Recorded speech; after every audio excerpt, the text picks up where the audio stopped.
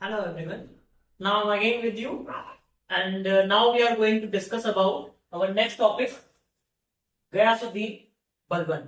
दोस्तों आज का ये गुलाम वंश पे हम लोग बात कर रहे हैं और गुलाम वंश के आज इस अंतिम टॉपिक पर हम बात करेंगे जो कि आज का आपका जुड़ा हुआ है गयासुद्दीन बलबन से। दोस्तों आइए शुरू करते हैं इसके बारे में और यदि आपको अच्छा लगे वीडियो तो प्लीज एक बार लाइक करके शेयर करिएगा और अपनी तैयारी को और अच्छा और बेहतर बनाने के लिए एक बार अगर आपको पसंद आता है तो चैनल को सब्सक्राइब जरूर करिएगा ताकि भविष्य में भी आपको आपकी तैयारी में मदद मिल सके। तो आइए शुरू करते हैं। दोस्तों कल मैंने जो वीडियो बनाया था उसमें कुछ 2 पॉइंट्स रह गए थे, पहले उसके बारे में आपको बता देता हूँ क्योंकि उनसे प्रश्न बने हैं लेकिन बहुत ज्यादा नहीं, लेकिन पूछा गया है जो प्रश्न इसका मतलब वो कहीं ना कहीं महत्वपूर्ण हो जाता है। तो आइए इसके बारे में बताते हैं। सबसे पहले दोस्तों आप जानते हैं कि रजिया सुल्तान और उसके पति अल्तुनिया की मृत्यु कर दी थी।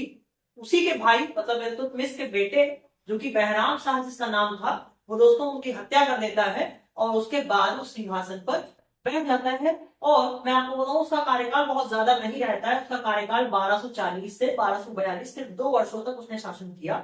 और उसने दोस्तों एक उपाधि इससे प्रश्न बना हुआ है कि नायब ए मुगल का की उपाधि किस सुल्तान ने धारण की थी। दोस्तों आपको बता दें कि वो आपका था बहराम शाह जो कि इल्तुतमिश का बेटा हुआ करता था।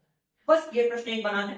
उसके बाद दोस्तों आपका जो इसके बाद अगला शासक आता है, अगला सुल्तान वो नसीरुद्दीन महमूद था जो 1246 से 1265। इससे भी बहुत खास कोई प्रश्न नहीं बना है, लेकिन एक प्रश्न दोस्तों जो बना है मैं उसके बारे में आपको बता देता हूं। जहां प्रश्न ये बना था कि इलबारी जो वंश है, इलबारी वंश किस मतलब वो किस वंश को कहा जाता है, उसका टाइम पीरियड क्या है। तो वो दोस्तों आपको बता दूं कि नसीरुद्दीन महमूद तक का जो समय है, शुरू से नसीरुद्दीन महमूद तक का जो समय है मतलब 1246 से 1265 तक तो ये नसीरुद्दीन महमूद रहता है। 1265 तक का जो समय है वो इलबारी वंश को उसे कहा जाता है।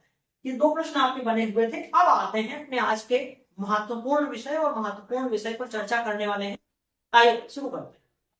दोस्तों शुरुआत होती है गयासुद्दीन बलबन ये था कौन और इसने क्या क्या किया, इससे प्रश्न बहुत ज्यादा बने हैं, बहुत ही ज्यादा। तो आइए विस्तार से दोस्तों आप सबको सबसे पहले बता दूं इसके जो टाइम पीरियड है 1265 से 1286 ईस्वी तक दोस्तों इसका शासन रहा है।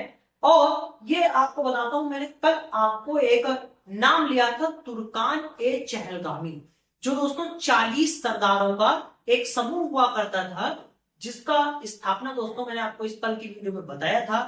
उसके बाद मैं आपको बताता हूँ इल्तुतमिश के द्वारा उसकी स्थापना की गई थी और उसी जो ये 40 जो है सरदारों का एक समूह था उसी का सदस्य हुआ करता था आपका गयासुद्दीन बलबन। और इसी गयासुद्दीन बलबन ने इसकी हत्या कर दी थी नसीरुद्दीन महमूद की और उसके बाद ये गद्दी पर बैठा। अब आइए बात करते हैं।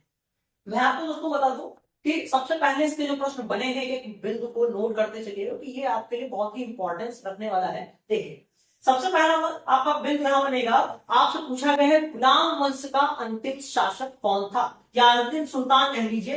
यहाँ पर शासक न कहकर सुल्तान कहिए कि ये गुलाम वंश है, यहाँ पर सुल्तान की उपाधि लोग लिया करते थे, इसलिए गुलाम वंश का जो अंतिम सुल्तान था वो गयासुद्दीन बलबन था। पहला प्रश्न। दूसरा प्रश्न की बात करें दोस्तों उलूग खां की उपाधि किस सुल्तान ने धारण की थी।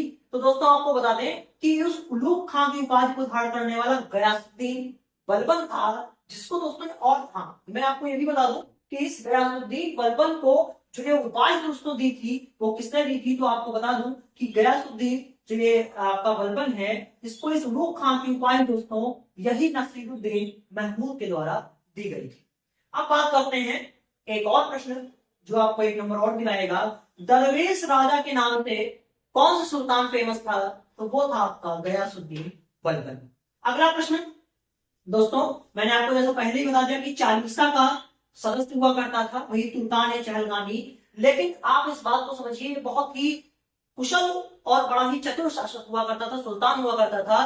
दोस्तों ये जिसका सदस्य हुआ करता था क्योंकि इसको पता था कि जो 40 सरदारों का समूह है ये कहीं ना कहीं इसके लिए भी समस्या उत्पन्न कर सकता है। तो दोस्तों इसने सबसे पहले सुल्तान की उपाधि देते ही, सुल्तान के पद पर आते ही इसने सबसे पहले दोस्तों इसी तुर्कान या चहलगामी को दोस्तों खत्म कर दिया ताकि भविष्य में इसके लिए कोई भी समस्या न उत्पन्न हो सके। उसके बाद आपको बता दें इसका जो वास्तविक नाम था ये भी बना है कि गयासुद्दीन बलबन का वास्तविक नाम क्या था, तो बहाउद्दीन इसका वास्तविक नाम हुआ करता था। अब बात करते हैं जहां पर प्रश्न सबसे ज्यादा बना है जिस बिंदुओं से, उस पर बात करते हैं कि लौह एवं रक्त नीति का पालन करने वाला कौन सा सुल्तान था, तो याद रखिएगा कि लौह एवं रक्त की नीति का पालन करने वाला सुल्तान गयासुद्दीन बलबन था।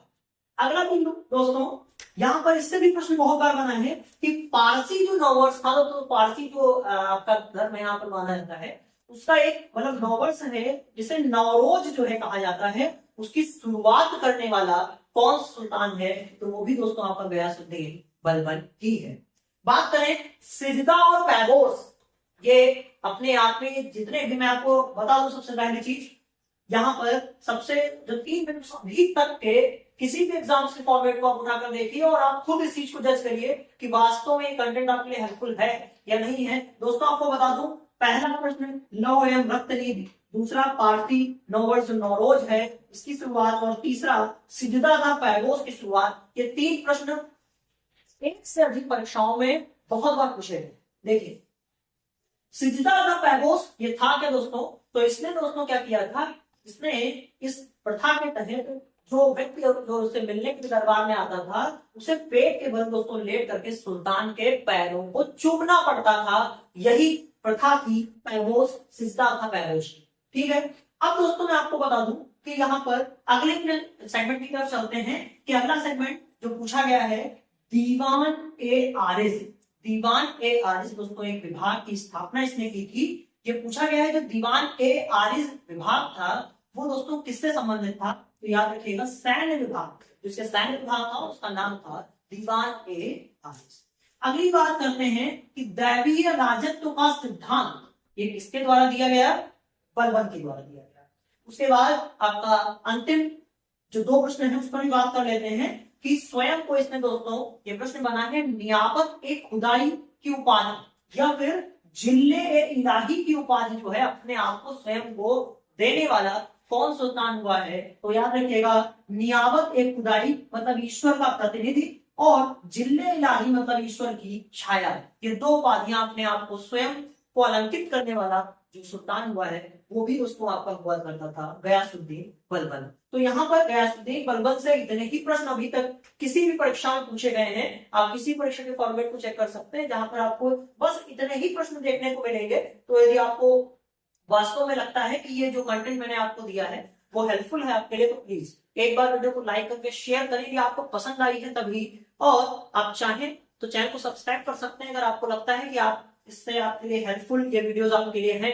तो भविष्य में भी दोस्तों मैं ऐसी वीडियोस टॉपिक वाइज आपके लिए हर दिन लेकर आ रहा हूँ। पीछे की वीडियोस अगर आपने नहीं देखी है तो एक बार आप जाकर चैनल पर देख सकते हैं या डिस्क्रिप्शन बॉक्स में दिए हुए लिंक से भी आप उसे देख सकते हैं, वो भी आपके लिए हेल्पफुल रहने वाला है।